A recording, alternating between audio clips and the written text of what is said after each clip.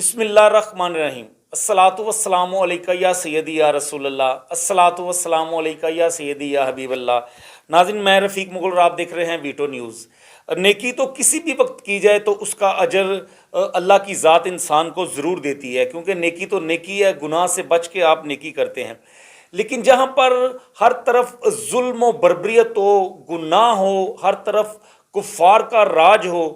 वहाँ पर आप नेकी करें तो उस नेकी का अजर अल्लाह के नज़दीक बहुत ज़्यादा है और अल्लाह उस नेकी को बहुत ज़्यादा पसंद करते हैं। तो इसी तरह से जहाँ पर कानून शिकनी हद से बढ़ जाए,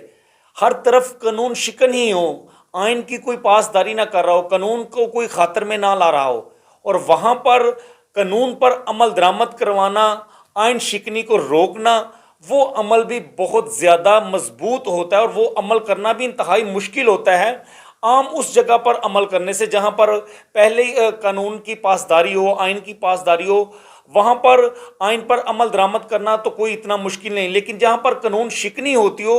वहाँ पर इसका नाफिज करना बहुत मुश्किल हो जाता है और वो लोग हमेशा तारीख में ज़िंदा रहते हैं और उनको याद रखा जाता है जो अमल दरामद करवाते हैं।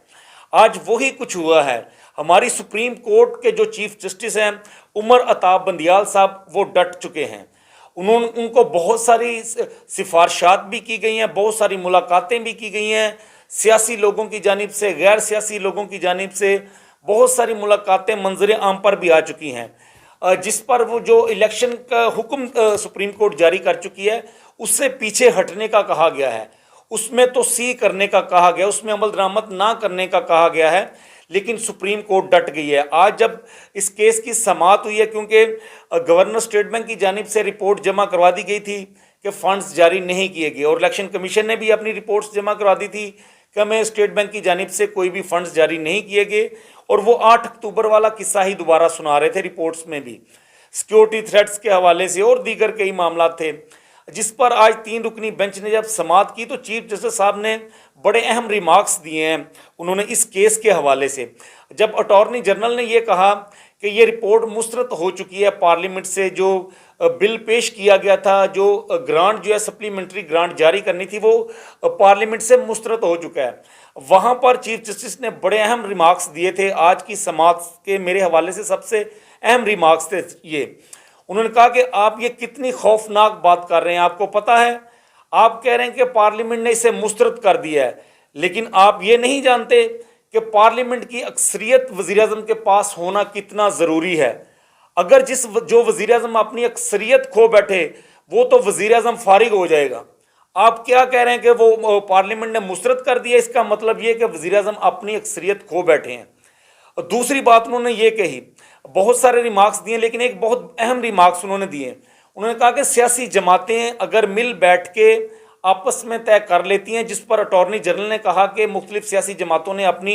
जो है वो कमेटियां बना दी गई हैं मुज़ाकरात के हवाले से, पीटीआई ने भी 3 रुकनी कमेटी बना दी है, तो उन सियासी जमातों के दरमियान डायलॉग का सिलसिला जो है वो चल निकला है, ये दौर चल रहे हैं, जिस पर चीफ जस्टिस साहब ने कहा कि अगर सियासी जमातें मिल बैठ के फैसला कर लें तो कोई ऐसी बात नहीं है, हम उस फैसले को देख लेंगे, वरना फिर हम जो फैसला दे चुके हैं 14 मई का, उस पर हर सूरत पर अमल दरामद होगा, उस फैसले से पीछे नहीं हटा जाएगा। ये दूसरे बड़े अहम रिमार्क्स थे। उन्होंने कहा कि जो फैसला दे दिया इससे पीछे नहीं हटेंगे। बावजूद इसके कि गुज़श्ता कई रोज़ से बहुत सारी खबरें गर्दिश कर रही हैं कि जिस तरह से चीफ जस्टिस साहब के साथ मुलाकातें हुई, उन मुलाकातों में क्या क्या बातें हुई वो मुख्तलिफ प्लेटफार्म से वो सामने भी आ चुकी हैं, बहुत सारे तज्ज़िया कार भी उस पर अपना तज्ज़िया दे चुके हैं। इसके बावजूद चीफ जस्टिस साहब जो हैं वो डट चुके हैं और उन्होंने कहा कि 90 रोज़ पूरे हो चुके हैं, आइन के 14 अप्रैल को 90 रोज़ पूरे हो चुके थे, अब इससे आगे नहीं जाया जा सकता, जिस पर उन्होंने कल तक के लिए समाअत को मुलतवी किया है और तमाम सियासी जमातों की सीनियर लीडरशिप को नोटिस जारी किया, उनको भी तलब कर लिया है, और उन्होंने ये भी कहा कि हो सकता है कि तमाम सियासी जमातों के जो सरबराहान हैं उनको भी तलब किया जा सकता है। ये बड़े अहम रिमार्क्स थे और बड़ी अहम समाअत हुई आज सुप्रीम कोर्ट ने, और चीफ जस्टिस ने खुलकर रिमार्क्स दिए। वो तो पहले भी खुलकर रिमार्क्स देते हैं, लेकिन अटॉर्नी जनरल जो है उन्हें आज काफ़ी हद तक समझ आ चुकी है कि सुप्रीम कोर्ट जो है वो आइन के साथ खड़ी है और वो आइन शिकनी किसी सूरत भी नहीं होने देंगे।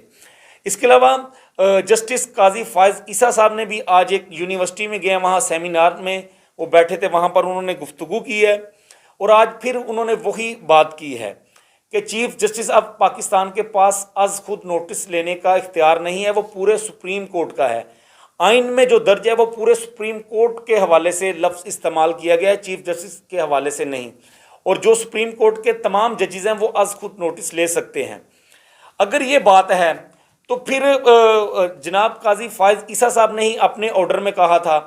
کہ جو یہ اختیار استعمال کیا جاتا ہے چیف جسٹس کی جانب سے از خود نوٹس کا، اس پر نظر ثانی کی ضرورت ہے۔ اس کے بعد پارلیمنٹ نے اس میں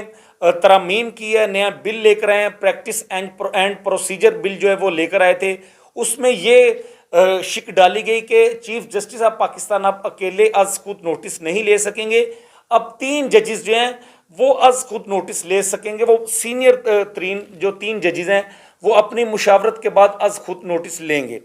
اور اس کے بعد اپیل کا حق بھی ہوگا جس کے خلاف از خود نوٹس لیا جائے گا۔ تو اب سوچیں کہ اگر یہ آئین میں تھا ہی نہیں، یہ آئین میں درج ہی نہیں، تو کتنی نااہل ہماری پارلیمنٹ ہے، کتنے نااہل ہمارے پارلیمنٹیرین ہیں، اور کتنے لا علم اور نااہل ہمارے وزیر قانون صاحب ہیں، جو ہمارے وزیر قانون گزشتہ 15 دن سے پارلیمنٹ میں یہی بھاشن دے رہے ہیں سب کو، اور اسی پر لیکچر دے رہے ہیں، جس سیمینار میں بھی جاتے ہیں، جس بھی پریس کانفرنس کرتے ہیں تو لیکچر یہی دیتے ہیں کہ 3 ججز سینئر 3 ججز جو ہیں وہ نوٹس لیں گے، ایک چیف جسٹس نوٹس نہیں لے سکے گا۔ جب یہ آئین میں درج ہی نہیں تھا تو پھر ضرورت کیا تھی آپ کو یہ بل لانے کی، یہ قانون سازی کرنے کی ضرورت ہی کیا تھی؟ یہ ایک بہت بڑی احمقانہ سی بات لگ رہی ہے، تمام لوگ اس پر بات کر رہے ہیں۔ دوسری جانب ناظرین، ہم نے آپ کو کہا تھا کہ اس فیصلے کو روکنے کے لیے یہی کیا جائے گا کہ تمام سیاسی جماعتوں کے ایک ٹوپی ڈرامہ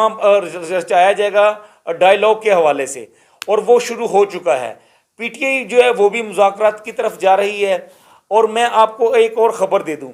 اگر اس پر مذاکرات ہو بھی جاتے ہیں تو جو ٹائم یہ دیں گے یہ اس ٹائم پر بھی انتخابات کی طرف نہیں جائیں گے، یہ اسی طرح سے تاخیر کریں گے جیسے مختلف حربے استعمال کیے گئے ہیں۔ اب سپریم کورٹ میں جو فیصلہ دیا گیا ہے اس میں حربے استعمال کیے گئے ہیں تاخیر کرنے کے حوالے سے، عام انتخابات کے حوالے سے، جو کے پی کے اور پنجاب کے حوالے سے ہیں، تو وہی حربے استعمال کیے جائیں گے۔ آگے جو ہے وہ جنرل الیکشن جو ڈیٹ یہ فائنل کریں گے اس سے بھی آگے جانے کی یہ کوشش کریں گے۔ تو یہ بدنیتی پر مبنی جو ہے یہ مذاکرات کریں گے۔ مولانا فضل الرحمان صاحب جو ہیں وہ صاف کہہ چکے ہیں کہ عمران خان صاحب کے ساتھ مذاکرات نہیں کیے جائیں گے، نواز شریف صاحب کہہ چکے ہیں، اور رانا ثناء اللہ تو کئی بار للکار چکے ہیں۔ آج یہ بھی سپریم کورٹ میں ان کے جو ریمارکس تھے جو سپریم کورٹ نے دیے ہیں ان کے حوالے سے، جو ان کے گفتگو تھی رانا ثناء اللہ کی کہ کچھ بھی کر لیں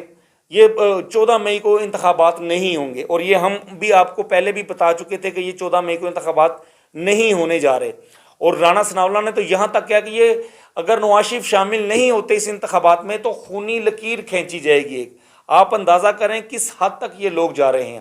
تو ناظرین، سب سے اہم چیز تو یہ ہے کہ سپریم کورٹ ڈٹ چکی ہے، سپریم کورٹ نے کہا ہے کہ جو فیصلہ کر دیا اس فیصلے سے پیچھے نہیں ہٹیں گے۔ اگر آپ نے بل مسترد کر دیا تو پھر آپ سوچ لیں کہ اس کے نتائج کتنے سنگین ہوں گے۔ اس کا مطلب یہ کہ وزیر اعظم اپنی اکثریت کھو بیٹھے ہیں اسمبلی میں، جس وجہ سے بل مسترد ہوا ہے۔ تو ناظرین، یہ بڑی اہم چیز تھی جو آپ سے آج شیئر کرنی تھی۔ انشاءاللہ نیکسٹ ویڈیو کے ساتھ دوبارہ آپ کی خدمت میں حاضر ہوں گے، تب تک کے لیے مجھے اجازت دیجیے اور دیکھتے رہیے ویٹو نیوز۔ خدا حافظ۔